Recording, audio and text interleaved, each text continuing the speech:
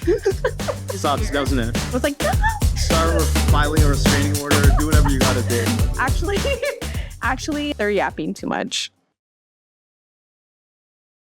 Hello, faculty of Liberal Arts and Professional Studies. My name is Afkane Alam. Welcome to LNPS Voices, where we interview students, staff, and faculty on their research and experiences here at York University. Today, we are joined by Bhanu, Priya, Sharma, and this is my supervisor. And this is a new segment we call Performance Review, where the students interview their supervisors and staff about how they are doing at York University. So, Priya, on a scale of 1 to 10, how would you rate your overall performance at York? I think now, after 1.5 years of being here, I would say I'm pretty good. I think 8 out of 10 performance review for myself. Okay, and what's your official title here at York? My official title here at York is that I'm a student engagement coordinator with the student engagement team here at Labs Colleges under the Faculty of Liberal Arts and Professional Studies. And the question I have for you is, as you know, many of us students and staff, sometimes our professors or supervisors, they go on and on and on. They just talk so much. And personally, this is something I've experienced with Priya. So Priya, what advice would you give? I'm being called out. What advice would you give to an employee or student who needs to cut somebody off? Okay, so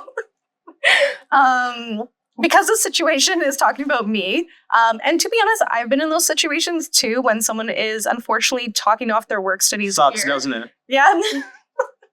The best way to do it is body language. So kind of like, like if you're sitting down, maybe like slowly get up, maybe, start inching towards the door, just body language. Start filing a restraining order, do whatever you gotta do. And just like politely, like, when you notice that lull, just be like, hey, do you mind if I run to the bathroom? Actually,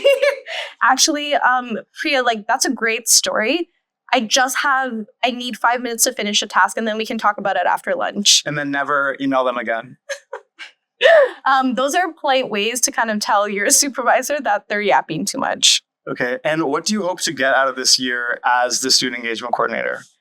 So I'm really excited about this year. So student engagement at the Liberal Arts and Professional Studies has really gone through periods of revitalization. And this past year was a really foundational year. We really looked at what our first year students needed, our graduate students, our upper year students, as well as what is the global and cultural web of who our students are.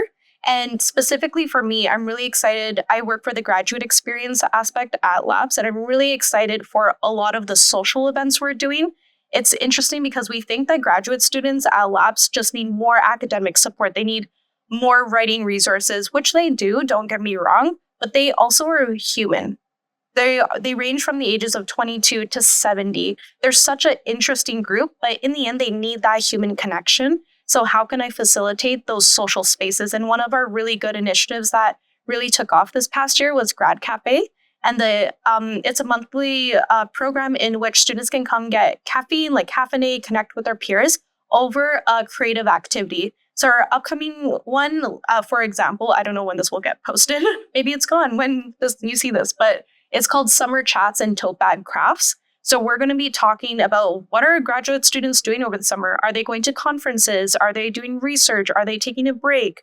And have those conversations over a nice activity, painting your own tote bag. And you would be surprised because you're like, oh, that sounds so elementary, but no, our graduate students need it. So that's what I'm really excited for.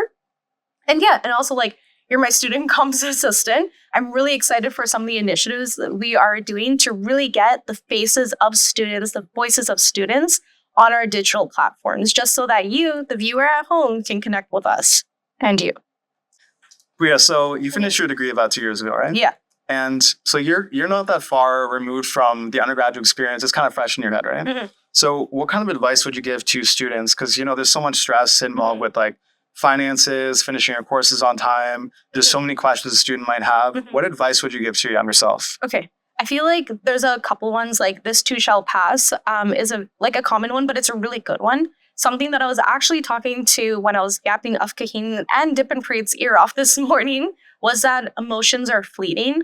So when you're in university, even just that time frame, usually we're like fresh out of high school, like we're 18 to 20. It's just a very emotional time, I would say. You know, you're like going into a new space. You're kind of like separated from your parents. Even if you're not living at home, your parents can come to school and be like, why is my kid not doing well? Like, help them. This. You're on your own. And it can be a very emotional time. And I think when I was an undergrad, sometimes I would allow myself to kind of go into this like whole tunnel of like emotions. And I'm like, I'm just going to drop out of university. I'm just going to do this. I'm just going to do this. And the best thing something I would have wanted to tell my younger self is that just take a breath. You know, like when I actually did want to drop out in third year of my undergrad, and the thing that my mom actually told me was just like, breathe, Priya. You are feeling like this, but breathe and let's go figure out what are the next steps. And I ended up talking to my academic advisor, and she reminded me, Priya, why don't you look beyond your academics and why don't you engage in some fun things? Probably why I'm a student engagement coordinator, but I got involved in clubs and that really helped me. But just to rewind, it's like I needed to take that moment to breathe, to remind myself that I got this. There's resources that exist and there's a lot of things that I can get involved with that are going to help me get through my undergrad degree. So I did make it, I graduated, and now I work back at a university. So it's like you've never left university. It really isn't. I feel like I'm still a kid, but like, you know, now I have like white hair, I'm getting older, and I'm just like, ah. But yeah, I'm still here. Maybe, I don't know. Okay, that's all for our conversation with my supervisor, Priya. Thank you so much for agreeing to this. And thank you for watching LNPS Voices.